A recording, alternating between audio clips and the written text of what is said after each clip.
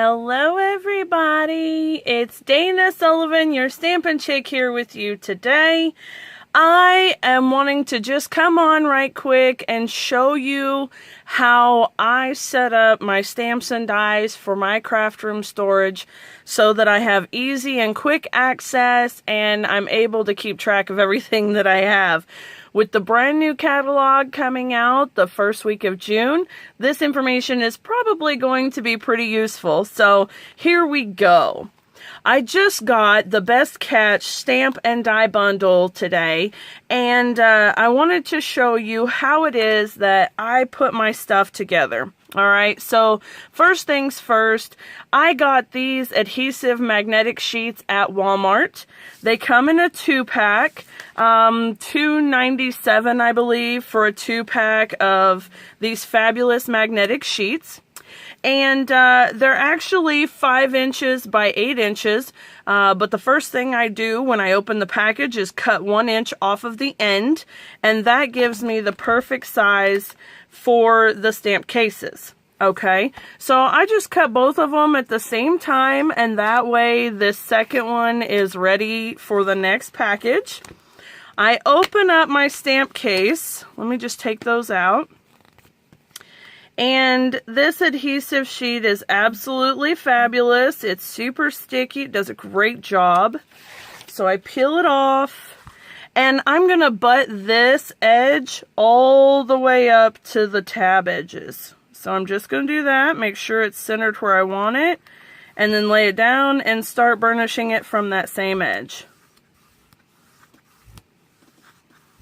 Sorry for the wobbly table, folks.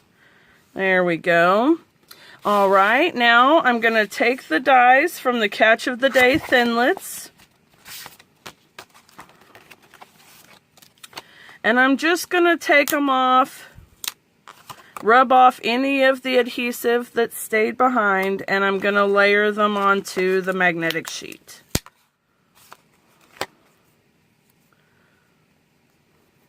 Alright. Now, it doesn't matter how you put these on. I have no particular rhyme or reason. I don't follow the way they were on here. It doesn't matter, obviously. You're going to be using them and throwing them back and forth anyway, so it doesn't matter. As long as they all fit good. And sometimes you have an issue with, like, how this die is a bit longer. You know, maybe you don't want to necessarily go across the middle, but maybe you want it to stick over here on the edge, just so that it gets a good grip and it won't move, because right here it tends to have a little bit of play and bend from when you open the package up. So we just leave those longer ones kind of out of the way a little.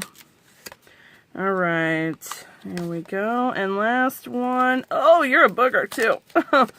Alright. No sticky. There we go. Alright. Now, I have my dies in here. I take this little piece right here. And this is on the front of the sleeve for the dies. I trim it completely off. There we go. I take my pen and I write how many dies there are in the package. So I'm going to put 9.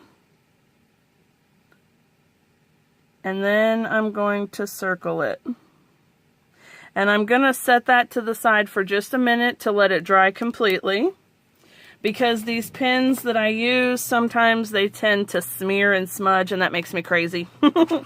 Okay, and then, excuse me, I put this back into the envelope, and I tuck it away for later, so that when I get around to selling the products, I will put this envelope with it in case whoever buys it wants it.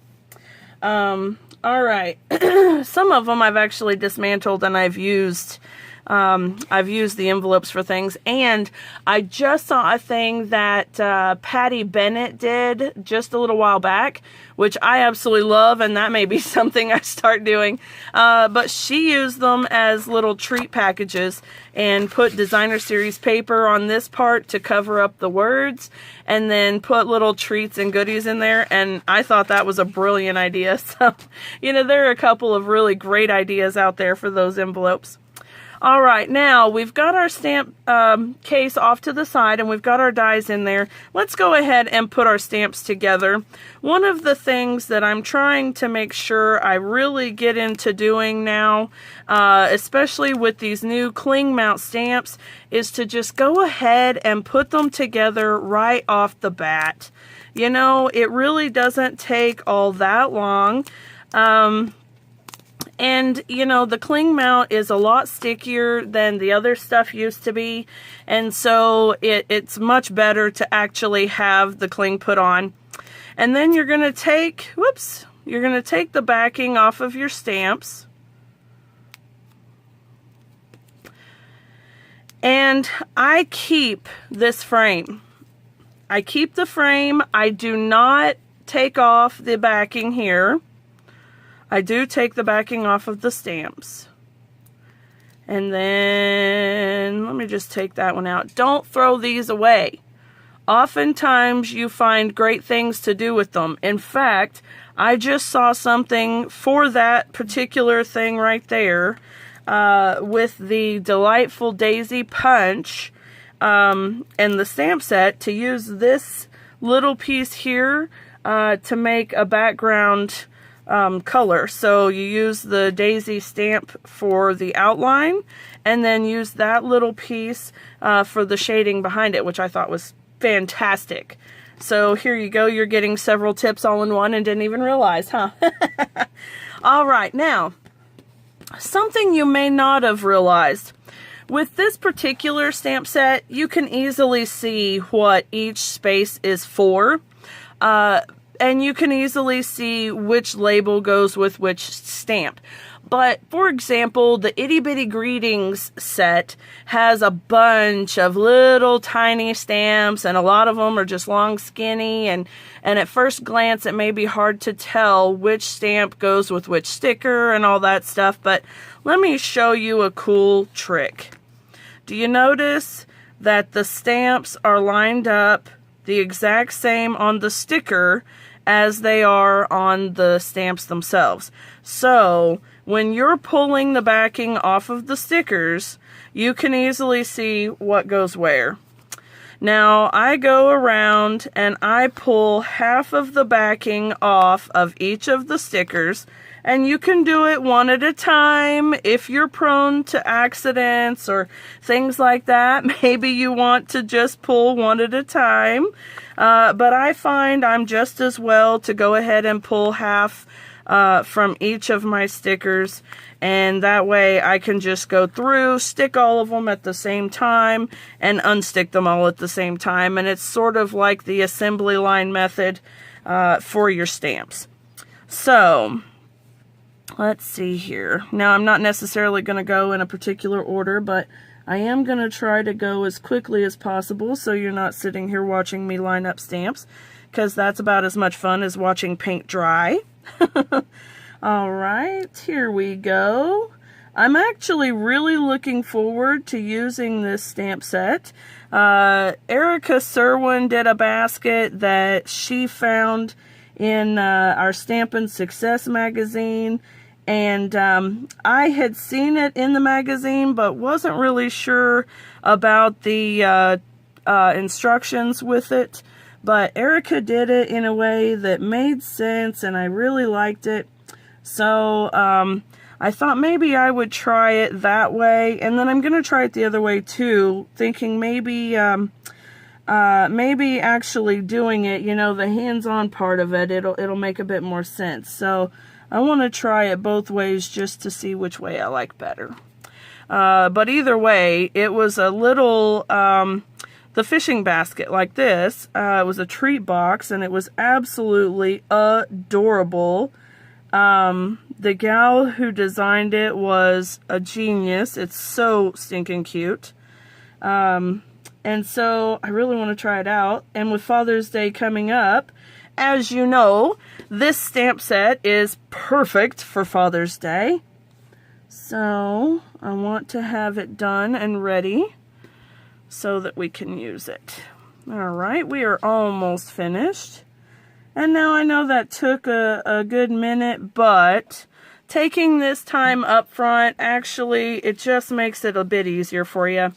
Alright, so now I'm just pulling the stickers, and I'm going nice and easy with that one. And I'm going to pull this one out completely. Now, don't throw this one away, because if there happens to be a stamp that's a cling mount or whatever, you can actually use this to put on the back and make those non-cling mount stamps into a cling mount stamp, which is very cool. So it doesn't actually line up the same way that these stickers do for the particular stamps. However, it is worth it to have them cling to the blocks the way you want them to, like the cling mounts do. Now, occasionally you may have this tiny little bit of overlap. I'm just going to trim it off so that it doesn't leave sticker anywhere. Super simple, super easy, and my stamp is done. Alright, so once I get all of these done, I am actually going to layer this back just like this. I'm going to push them all in,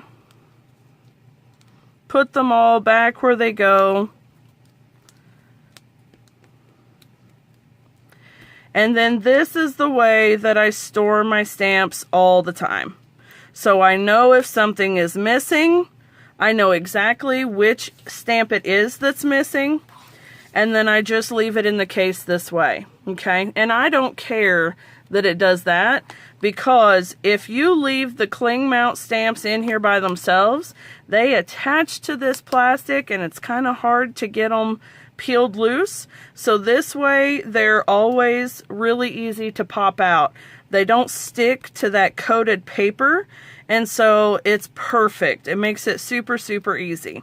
Alright, now you're probably wondering what I do with this. Let me show you that right quick.